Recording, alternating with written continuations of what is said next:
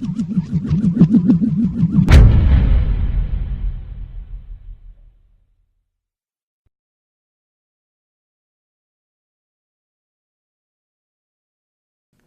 Knights fans, and welcome to yet another edition of the Pete Cinella Show. I am Ryan Uhlich. I'm joined with the head coach of the women's basketball team here at FDU, Pete Cinella. Pete, how you doing today, this week? Ryan, very well. Good.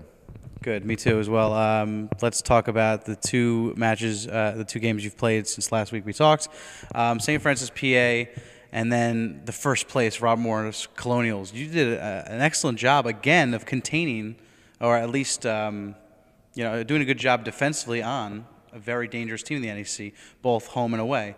So, despite the losses, give me some things that you liked from those two matches. Well, the positive was, we took on first place Robert Morris, and we were right there, had a lead under 6 minutes to go, down 3 with 90 seconds left.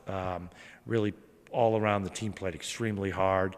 Despite getting out rebounded by a huge margin, we battled them right to the end and did a great job. Team defense, Anastasia Williams Denvering, which is what we call our double teaming of the post, was very good. But the defense of Desiree Crawford on, the league's, best all-around player, holding her to 12 points and 14 points in our two games. It was team defense. We had great ball pressure from Amanda Andretti's and Kiana Brown, but Desiree Crawford was just a real warrior defending the great player that Spino is, and we were able to really contain her. She was able to make a big pass to Ravelli to hit the big three that was a big play of the game. But we continued to really hang in there and hit big shots. Valerie hit 2 big threes in the last 3 minutes to keep cutting the lead to 3. And Desiree Crawford seemed to be in the zone pretty much all game. And Amanda Andretti's had a great second half. So, Kelsey Cruz came off the bench and got his double figures. We did a lot of good things in that game. I thought Kiana Brown's all-around play was very solid.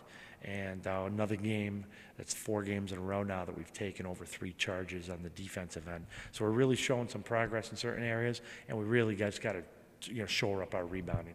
Yeah, no, I've definitely noticed a ton of progress. All the things you mentioned, very good points. Now, the rebounding margin you mentioned, despite that, you guys kept it close. You guys challenged them. You got very close with Val at the end. Give me some keys as to what went into overcoming that rebounding margin. Well, very rarely do you get out rebounded by 25 and the game is close. Usually that type of game is a blowout.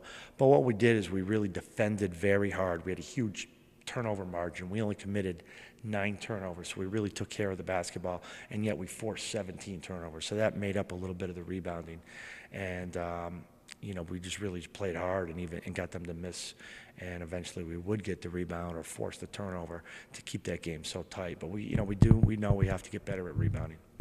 As you look towards this weekend of conference play on the road, what have you been working on in practice? Anything that you want to change, if anything?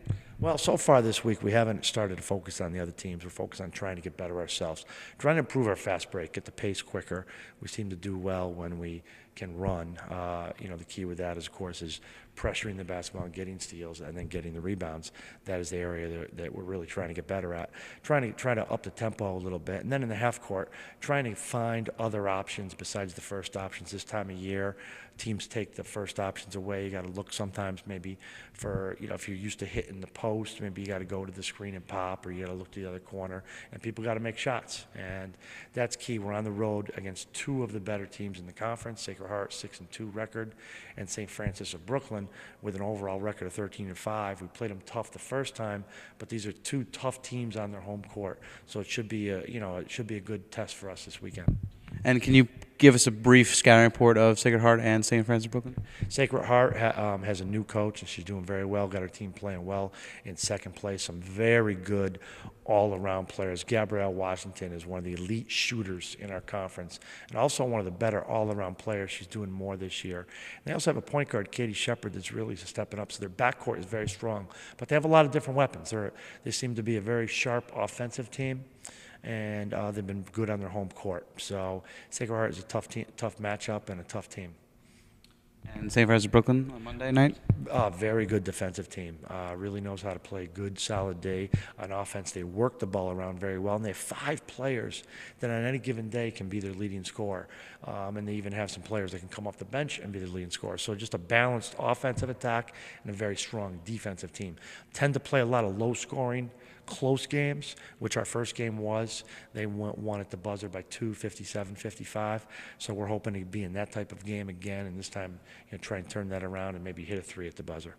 All right, thank you, Pete, and good luck this weekend. Thanks for your time tonight. Thank you, Ryan.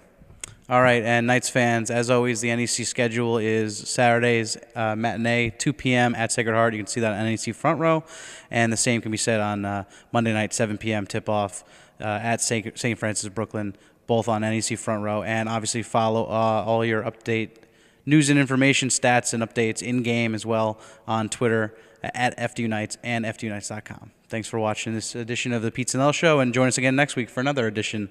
And thank you, Pete. Thank you.